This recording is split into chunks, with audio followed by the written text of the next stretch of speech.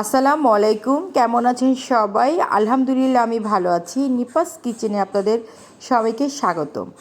আজ আমি তৈরি করব হাতে মাখা দুই রকমের ভর্তা, চিংড়ি মাছ শুটকি ভর্তা আর হলো গিয়ে ইলিশ মাছ ভর্তা। চিংড়ি মাছ শুটকি আর ইলিশ মাছ ভর্তা তৈরি করতে আমার কী কী উপকরণ লাগছে চলুন যেয়ে দেখি। এখানে আমি পেঁয়াজ নিয়েছি দুইটা ভর্তার জন্য 1 কাপ। পেঁয়াজটাকে আমি একটু মোটা মোটা করে কেটে নিয়েছি। শুকনো মরিচ দুইটা ভর্তার জন্য আমি নিয়েছি 15 থেকে 16 পিস, আর ঝালটা আপনাদের পছন্দ মতো। চিংড়ি মাছ শুটকি 1 কাপ, আর এই চিংড়ি মাছ শুটকিটা আমার ঘরের তৈরি। আর আপনারা যদি বাজার থেকে কেনা শুটকি দিয়ে করতে চান সেক্ষেত্রে শুটকিটাকে আগেই ধুয়ে রোদে শুকিয়ে নিতে হবে। লবণ স্বাদ মতো। এখানে আমি ইলিশ মাছ ভর্তার জন্য একটা মাঝারি সাইজের মাছ নিয়েছি। মাছের মাথাটা আমি কেটে আলাদা করে রেখে দিয়েছি। মাছের মধ্যে আমি সামান্য পরিমাণ হলুদ গুঁড়ো, সামান্য পরিমাণ মরিচ গুঁড়ো আর স্বাদ অনুযায়ী লবণ দিয়ে 10 মিনিট মেখে রেখে দিয়েছি। আমি আমার ভিউয়ার্সদের আবারও বলছি, আমি যেখানে লবণ, পেঁয়াজ আর শুকনো মরিচ নিয়েছি এটা কিন্তু আমি দুইটা ভর্তার জন্য নিয়েছি। আর ভর্তার যে ঝালটা সেটা কিন্তু সম্পূর্ণই আপনাদের উপরে, আপনারা কীরকম ঝাল খাবেন, কে বেশি বা কম খাবেন। চলুন তাহলে আমরা শুরু করি। চুলায় আমি একটা ফ্রাই প্যানে 1/3 কাপ তেল দিয়ে দিয়েছি। এই তেলের মাপটা কিন্তু আমি দেখাইনি। আর আপনারা জানেন যে একটা মাছ ভাজতে কতটুকু তেল লাগে। তো তেলটা গরম হয়ে গিয়েছে, এখন আমি তেলের মধ্যে মাছটাকে খুব সাবধানভাবে ছেড়ে দিচ্ছি।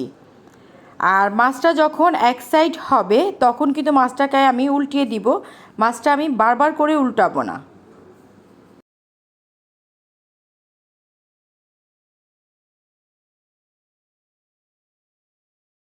ইলিশ মাছটা ভাজতে দিয়ে অন্য একটা চুলায় আমি কড়াইয়ের মধ্যে চিংড়ি মাছ শুটকি দিয়ে দিয়েছি ভেজে নেওয়ার জন্য। চুলায় শুটকিটা দিয়ে আমি নাড়ার উপরে রেখেছি, কারণ শুটকিটা যেন নিচে লেগে না যায়। শুটকিটা আমার হয়ে এসেছে। শুটকিটার থেকে খুব সুন্দর একটা গন্ধ বের হয়ে গিয়েছে আর শুটকির কালারটা চেঞ্জ হয়ে গিয়েছে। এখন আমি শুটকিটাকে নামিয়ে নিব। শুটকিটা চুলা থেকে নামিয়ে আমি অন্য একটা পাত্রে ঢেলে রেখেছি ঠান্ডা হওয়ার জন্য। চিংড়ি মাছ শুটকিটা ঠান্ডা করতে দিয়ে এখন আমি ইলিশ মাছটাকে উল্টিয়ে দিব। এই যে ইলিশ মাছের এই সাইডটা হয়ে গিয়েছে, এখন নিচে যে সাইডটা দিয়েছি সেটা এরকম লাল হওয়া পর্যন্ত আমি অপেক্ষা করব। ইলিশ মাছটাকে আমি দুই সাইডই উল্টে পাল্টে ভালো করে লাল করে ভেজে নিয়েছি। এখন আমি মাছটাকে তুলে নিচ্ছি। আর এই তেলের মধ্যেই আমি শুকনো মরিচ যে রেখেছি সেই শুকনো মরিচ ভেজে নিব। শুকনো মরিচ দিয়ে আমি শুকনো মরিচ তেলের মধ্যে ভেজে নিচ্ছি। শুকনো মরিচগুলো আমার ভাজা হয়ে গিয়েছে। শুকনো মরিচগুলো আমি তেলে থেকে তুলে রাখবো, আর তেলটা কিন্তু আমি ফেলবো না, তেলটা কিন্তু আমি রেখে দিব। ইলিশ মাছটাকে ঠান্ডা করতে দিয়ে আমি হাতে ডলা চিংড়ি মাছ শুটকি ভর্তাটা করে নিচ্ছি। আমি একটা শুকনো পাত্র নিয়ে নিয়েছি, যে পাত্রের মধ্যে আমি ভর্তাটা করব। এখানে আমি দিয়ে দিচ্ছি শুকনো মরিচ, দিয়ে দিব লবণ, দিয়ে আমি ভালো করে হাত দিয়ে মথে নিব। আমি আবারও বলছি ঝালটা কিন্তু আপনাদের পছন্দ মতো। মরিচ দিয়ে আমার ভালো করে মথা হয়ে গিয়েছে। আমি যে পেঁয়াজ রেখেছি সে পেঁয়াজ এখানে 2 ভাগের 1 ভাগ পেঁয়াজ আমি দিয়ে দিচ্ছি, আর 1 ভাগ রাখবো ইলিশ মাছ ভর্তার জন্য। পেঁয়াজ দিয়ে খুব ভালো করে আমি মথে নিচ্ছি। পেঁয়াজ মরিচ আমার খুব ভালো করে মথা হয়ে গিয়েছে। এখন আমি যে চিংড়ি মাছ ভেজেছিলাম সেই চিংড়ি মাছ সম্পূর্ণ ঠান্ডা হয়ে গিয়েছে। সেই চিংড়ি মাছকে আমি পেঁয়াজ মরিচের সাথে মিশিয়ে দিচ্ছি।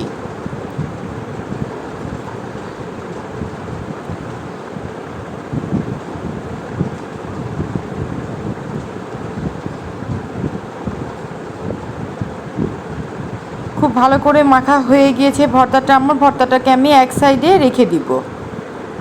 চিংড়ি মাছ ভর্তাটাকে এক সাইডে রেখে এখন আমি ইলিশ মাছ থেকে কাটা বেছে নিচ্ছি। ইলিশ মাছের যে ভর্তাটা করব আমি কাটা ভালো করে বেছে নিচ্ছি।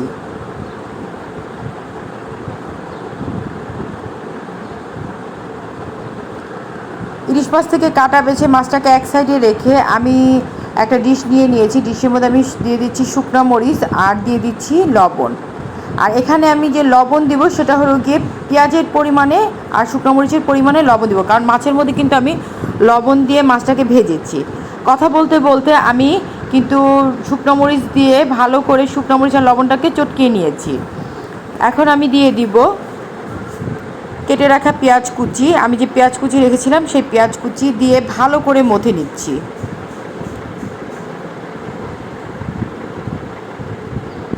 পেঁয়াজটাকে আমার খুব ভালো করে মথতে হবে।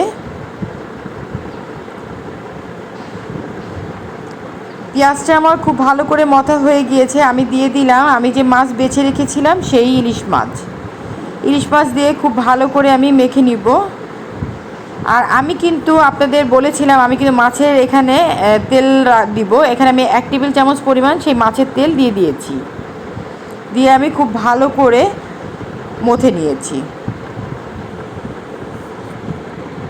ভর্তাটা আমার খুব ভালো করে মথা হয়ে গিয়েছে। আর আমি এই যে ভর্তাটাকে গোল গোল করে হোটেলের স্টাইলে করে এভাবে করে সাজিয়ে নিয়েছি একটা ডিশের মধ্যে।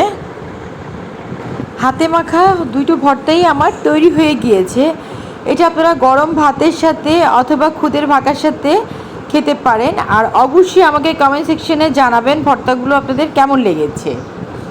তৈরি হয়ে গেল 2 রকমের হাতে মাখা ভর্তা, চিংড়ি মাছ শুটকি ভর্তা, ইলিশ মাছ ভর্তা। আমার রেসিপিটি যদি আপনাদের ভালো লেগে থাকে তাহলে অবশ্যই ফ্যামিলি ফ্রেন্ডদের সাথে শেয়ার করবেন। আর যারা এখন পর্যন্ত আমার চ্যানেলটি সাবস্ক্রাইব করেননি তারা অবশ্যই সাবস্ক্রাইব করবেন। ধন্যবাদ।